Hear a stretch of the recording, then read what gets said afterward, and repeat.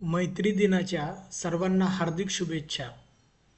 मित्र, आपण सर्वजण जर हेल्दी असू तर नक्कीच मैत्री दिन करण्यात खूप छान वाटेल. तर त्या दृष्टीनेच आजचा हा व्हिडिओ आहे की health should be a top priority. तर हेल्थ आपल्याला चांगल्या प्रकारे मेंटेन करण्यासाठी काही गोष्टींचा आढावा घेतला तर त्या रिसर्च आणि अंडरस्टँडिंगमध्ये काही गोष्टी सापडल्या, तर त्या तुमच्या सर्वांसमोर आज मैत्री दिनानिमित्त सांगाव्यात असं मला वाटलं. तर सर्वात पहिलं की सकाळी उठल्या उठल्या 20-20-20 हा रूल आपण सर्वांनी फॉलो केला पाहिजे. 20 minutes for exercise or yoga, 20 minutes for meditation and 20 minutes for any hobby that you like. तर अशा प्रकारे जर आपण मॉर्निंग स्टार्ट केली तर नक्कीच एक positive effect throughout the day आपल्याला जाणवतो. त्यानंतर दुसरी गोष्ट की आपण कॉफी, चहा, cold drinks, then energy drinks हे सर्व अवॉइड केलं पाहिजे. शुगर, मैदा हे टोटली अवॉइड केलं पाहिजे. त्याच्यामुळं आपल्या बॉडीला बरेच प्रॉब्लेम्स क्रिएट होतात. तर ह्या सर्व गोष्टी आपण नक्कीच अवॉइड केल्या पाहिजेत. तर आपण आपल्या लाईफस्टाईलमध्ये काय इन्क्लूड केलं पाहिजे, तर त्याच्यामध्ये जास्तीत जास्त ड्रायफ्रूट्स आपण खाल्ले पाहिजेत. त्यानंतर B12 डिफिशियन्सी आपण पाहतो व्हेजिटेरियन, इव्हन नॉन व्हेजिटेरियन्समध्ये पण खूप आहे.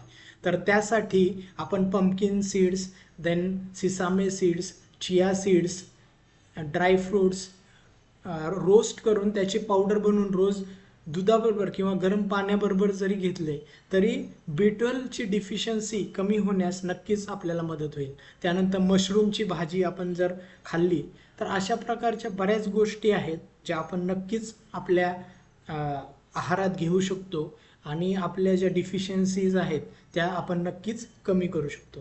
त्यानंतर सकाळी आपण चहा, कॉफीऐवजी प्युअर दूध जर घेतले, त्यानंतर दुपारी दही आणि आपलं 2 टाईमचं मील हे पूर्ण प्रोटीन्स, कार्बोहायड्रेट्स सर्वांनी जर युक्त असेल, साधं जेवण, भाकरी, भाजी, डाळ, भात, लोणचं, देन सॅलड असं जरी खाल्लं तरी ते नक्कीच आपल्या ओव्हरऑल हेल्थसाठी चांगलं आहे.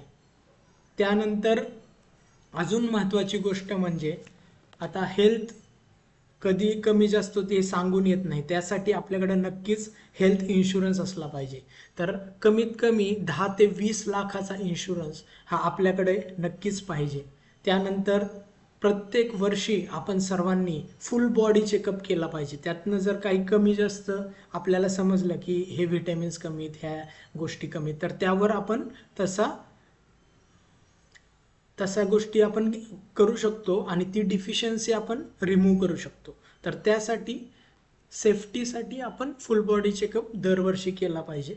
त्यानंतर नेचरमध्ये जाणं हा सगळ्यात बेस्ट व्यायाम आहे असं मी म्हणू शकतो की जास्तीत जास्त आपण नेचरमध्ये जे गेलो, ट्रेक्स केले, सिंहगड, लोहगड, वेगवेगळ्या बीचेसला गेलो, तर त्यामुळे आपल्या हेल्थला चांगले राहण्यास खूप मदत होते. ऑक्सिजन, प्युअर ऑक्सिजन मिळतो नेचरमध्ये गेल्यामुळे. आणि अशा प्रकारच्या गोष्टी जर आपण केल्या तर नक्कीच हा मैत्री दिन एक चांगल्या रूपाने साजरा होईल असे मला वाटते. It's in our hands to be fit or fat. तर आपलं डिसिजन आहे आपल्याला फिट बनायचं आहे की फॅट बनायचं आहे. तर आपण सर्वांनी मिळून आज मैत्री दिनानिमित्त आपल्या हेल्थची काळजी, आपल्या फॅमिलीच्या हेल्थची काळजी घेऊया आणि मैत्री दिन खऱ्या अर्थाने साजरा करूयात. धन्यवाद.